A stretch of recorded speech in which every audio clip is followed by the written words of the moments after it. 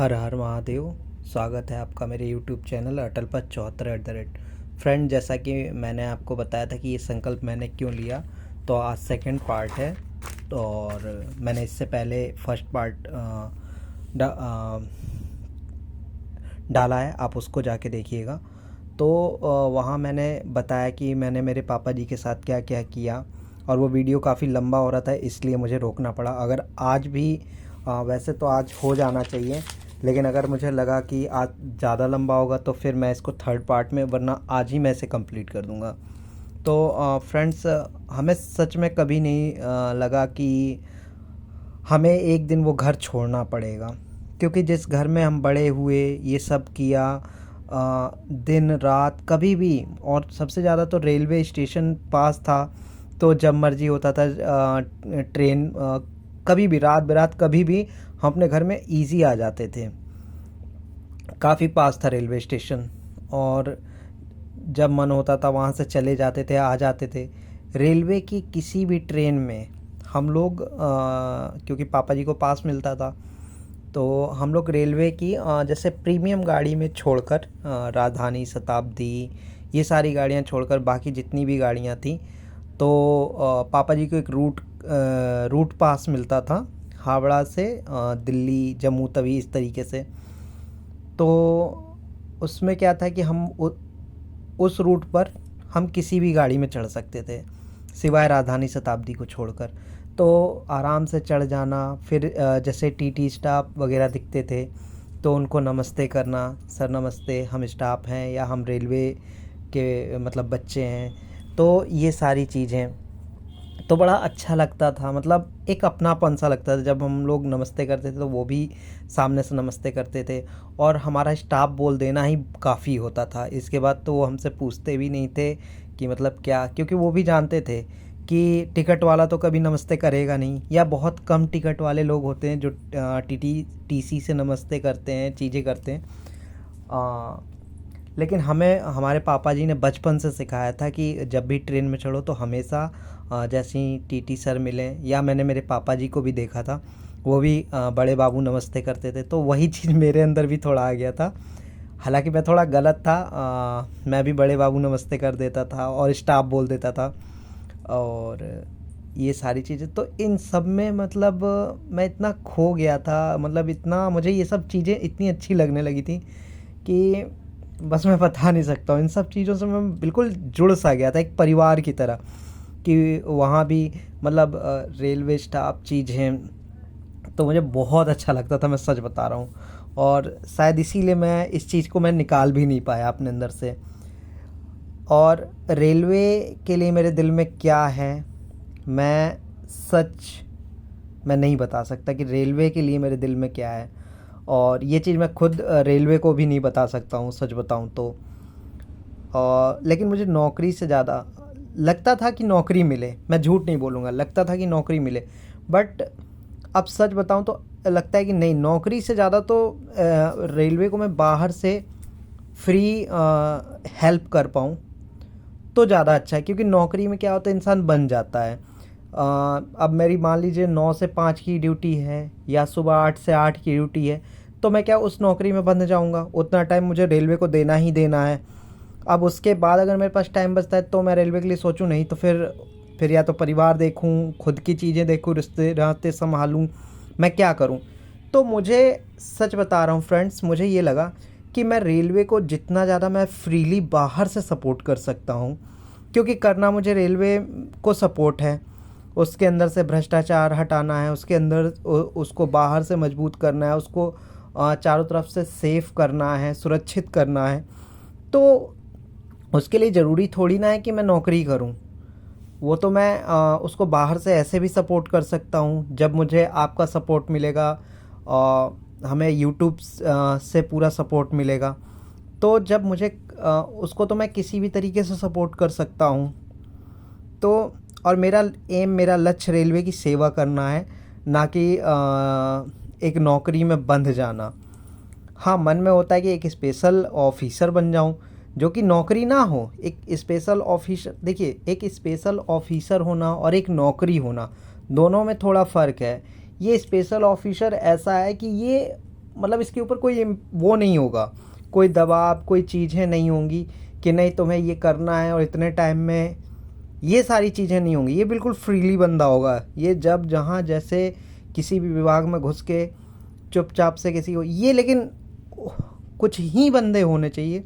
और ये as a special officer, ये किसी सिवाय रेल मंत्री जी को छोड़कर किसी भी विभाग में, किसी भी जैसे जीएम, रेल मेंबर, और जो भी रेल मेंबर से लेके जितने भी ऑफिसर, चाहे ग्रेड 1 के हों, ग्रुप डी का हो, सी का हो, किसी का हो, इतनी इससे क्षमता, इसे पावर दी जाए। हाँ, अगर ये गलत करे तो इसके ऊपर हैं हो, लेकिन फ़िलहाल मुझे नहीं लगता कि ये गलत करेगा, क्योंकि इसके ऊपर मैंने बहुत चीज़ें सोच रखी हैं, जो अगर मुझे मौका मिला तो मैं ये रेल मंत्री जी से ज़रूर शेयर करूँगा। तो जैसा कि मैंने बताया कि क्योंकि नौकरी होगी तो कोई ना कोई दबाव होता है, प्रेशर होता है, तो उस दबाव में काम करना बहुत मुश्किल हो जाता है। और सच बताऊं मैं क्या, बहुत से ऐसे लोग हैं जो दबाव में काम करना ज़्यादा पसंद नहीं करते हैं, और दबाव होता है तो फिर वो कहीं ना कहीं गलती, मिस्टेक्स, चीज़ें, तो कहीं ना कहीं दबाव में काम, फिर वो समस्या बन जाती है। फिर वो एक होता है ना कि एक फ्रीली, अब जैसे घर में कुछ लोग हैं, अगर उन्हें कह दो कि यार ये काम करना है, तो वो कहीं ना कहीं दबाव महसूस करते हैं, लेकिन वही काम अगर वो अपने मन से करें तो उन्हें कोई दबाव नहीं लगता। तो इसीलिए लगा कि हाँ ठीक है, अच्छा वो मेरी रेलवे की नौकरी नहीं हुई, या मैंने रेलवे की नौकरी की, कि एक दबाव हो जाता। बस एक ऐसी उम्मीद कि रेलवे को मुझे एक स्पेशल ऑफिसर के रूप में, जैसा कि मैंने अभी आपको बताया कि नौकरी नहीं, एज अ नौकरी नहीं, एज अ स्पेशल ऑफिसर, जो मैं चीज़ों पे निगरानी रख सकूं, हर चीज़ पर, रेलवे की हर एक छोटी से लेकर बड़ी चीज़, और रेलवे को मैं सपोर्ट कर सकूं, वो चाहे बाहर से चाहे अंदर से। अगर मुझे रेलवे के अंदर से भी मौका मिलता है तो मैं उसको बिल्कुल एक्सेप्ट करूंगा, और उसको मैं कोशिश करूंगा कि ज़्यादा से ज़्यादा और अच्छा अपना बेस्ट दे सकूं। हमेशा से मैं जिस कॉलोनी में रहता था वहाँ बहुत सी ऐसी चीज़ें होती थी, जैसे किसी बाहरी व्यक्ति का हमारे रेल परिसर में आना, धमकी देना, हमारी जगह पे कोई और का खेलना, ये सब चीज़ें। और ये खेलना या हमारे परिसर में, ये मैं गलत व्यक्ति के लिए बोल रहा हूँ, अच्छे लोगों के लिए नहीं। क्योंकि अच्छे लोग क्या थे कि वो आते थे तो वो हमें खुद ही खिला लेते थे, हमारे साथ खेलने लगते थे। तो ये सारी चीज़ें मैं एक सिर्फ गलत पर्सन के लिए बोल रहा हूँ, कि किस तरह से गलत लोगों का वहाँ आना जाना, उठना बैठना, चीज़ें जो रियल में मुझे नहीं लगता था कि ये चीज़ सही है। हमारी कॉलोनी है तो फिर हम ही कर सकते हैं, और या फिर अच्छे लोग आएँ, बस यही था। जो कुछ लोग जो सही नहीं होते थे, वे लोगों की मैं, देखिए मैं बात कर रहा हूँ।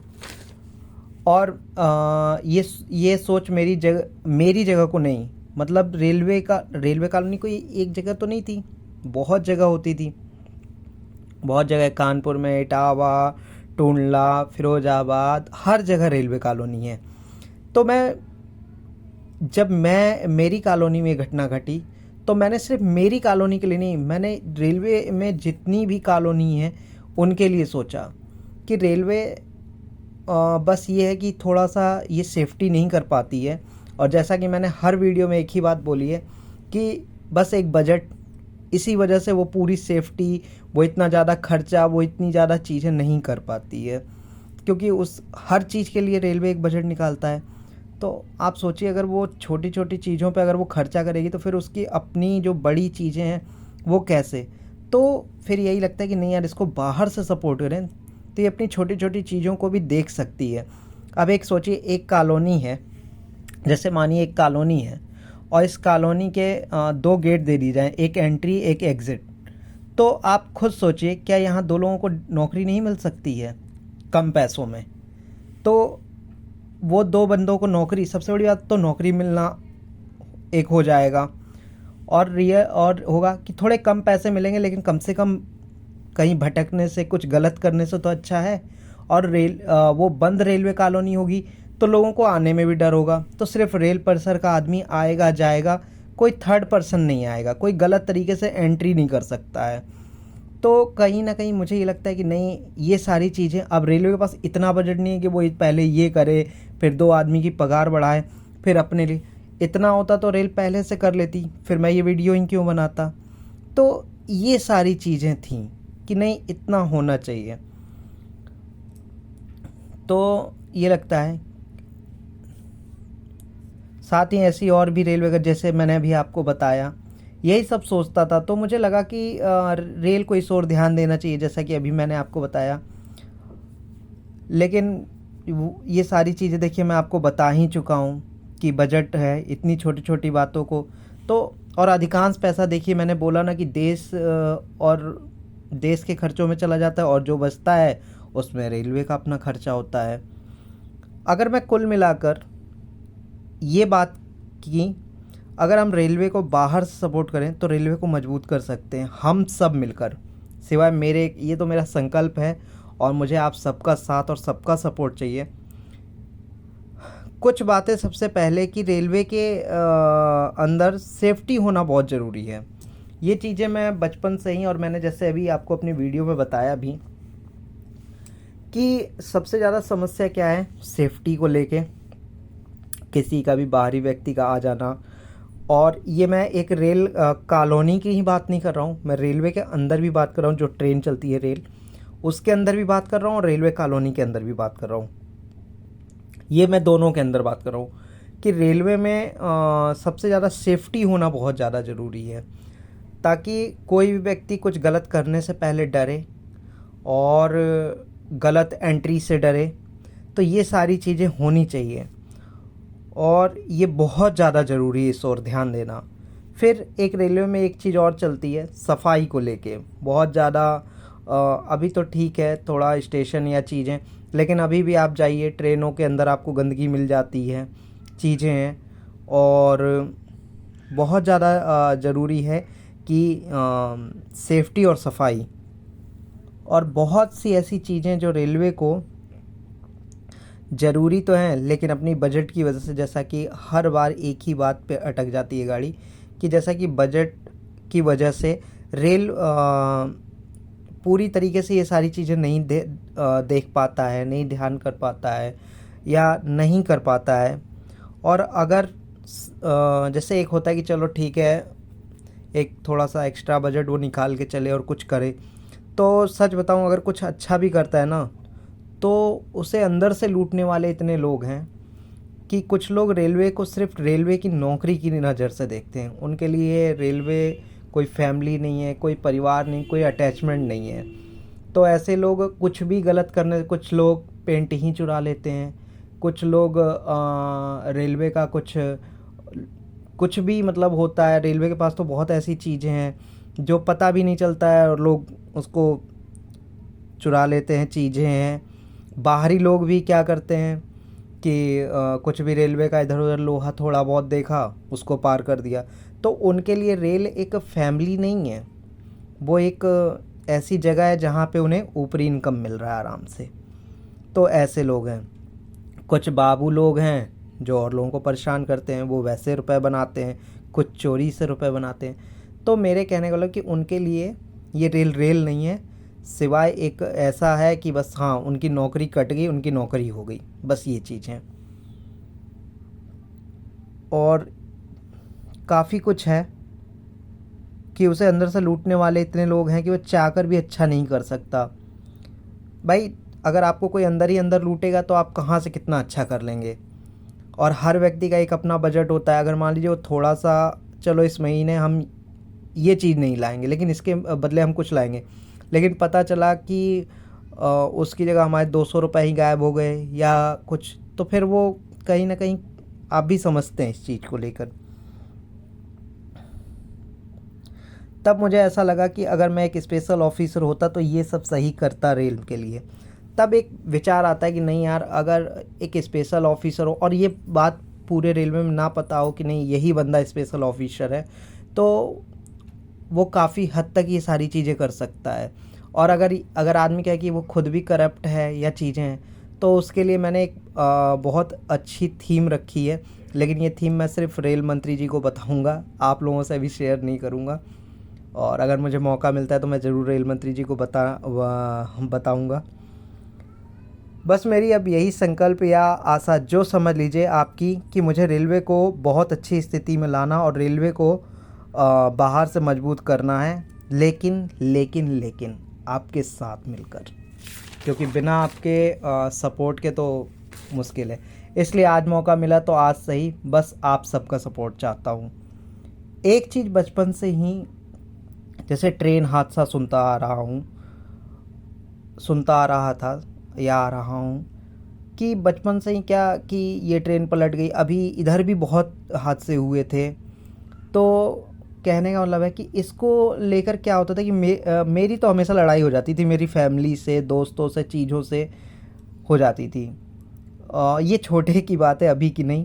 तो कि रेल के पास इतना सब कुछ तो है, तो रेलवे ये हादसा क्यों नहीं रोक सकता, या क्यों नहीं इसके ऊपर कुछ कर सकता है। जब इतना पैसा है, इतनी बड़ी रेल है, इतना इंडस्ट्री है, तो ये सब चीज़ें क्यों नहीं वो रोक सकता। लेकिन साथ ही जब बड़ा हुआ, जब रेलवे को अंदर से महसूस किया, जब जाना, तब तो सच बताऊं तो अब मन करता है कि हादसा हम मिलकर रोक सकते हैं। सिर्फ एक रेल नहीं, ये चाहे तो हम सब मिलकर रोक सकते हैं।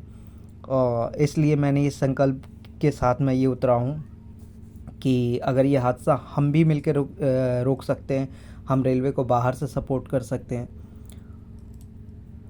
एक चीज़ मैं आपको ये बताना चाहूँगा थोड़ा सा, कि जब मैंने कुछ फ्रेंड्स से, कुछ लोगों से जब ये अपनी सोच मैंने डिस्कस की, छोटी सी सोच मेरी थी, क्योंकि शुरुआत में कोई भी काम छोटा ही होता है, वो तो धीरे धीरे लोगों के सहयोग से बढ़ता है वो चीज़। तो कुछ लोगों ने तो ज्ञान दिया, कुछ लोगों की आदत होती है उनको ज्ञान देना, कुछ ने हंसकर रिप्लाई कर दिया, उन्होंने कोई वो नहीं, और कुछ ने फालतू बोला, अरे यार क्या तुम इन सब चक्करों में पड़े हुए हो। और मुझे नहीं पता सच में कि मैं कितना अच्छा कर पाऊँगा या कितना अच्छा कर रहा हूँ या जो भी, लेकिन अगर आप सबका पूरा साथ सपोर्ट रहा तो एक छोटी सी शुरुआत से बहुत बड़ी जीत हासिल कर पाऊँगा और बहुत बड़ी जीत हासिल कर सकता हूँ।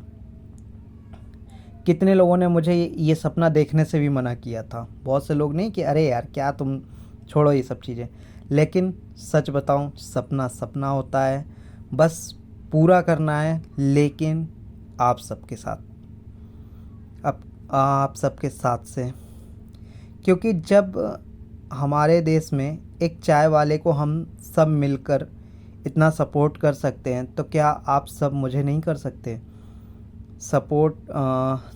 अगर आप सबको मेरी ये सोच ज़रा सी भी अच्छी लगे, हमारे रेल मंत्री जी को मेरी ये सोच ज़रा सी भी अच्छी लगे, तो बस मेरी यही आशा है, उम्मीद है कि आप सब मुझे आगे बढ़कर सपोर्ट करें, मेरे वीडियो को ज़्यादा से ज़्यादा लाइक, शेयर, सब्सक्राइब करें, और ऐसी सीरीज़ मैं आगे और लाऊंगा। और ट्रेन पर ही नहीं, और भी चीज़ें हैं मेरे दिमाग में, मैं उन पर भी लाऊंगा। बस मुझे आप सबका साथ चाहिए। मेरे वीडियो को ज़्यादा से ज़्यादा व्यूज़, लाइक, शेयर, सब्सक्राइब करें। मेरा चैनल अटलपथ 74 @ है। धन्यवाद।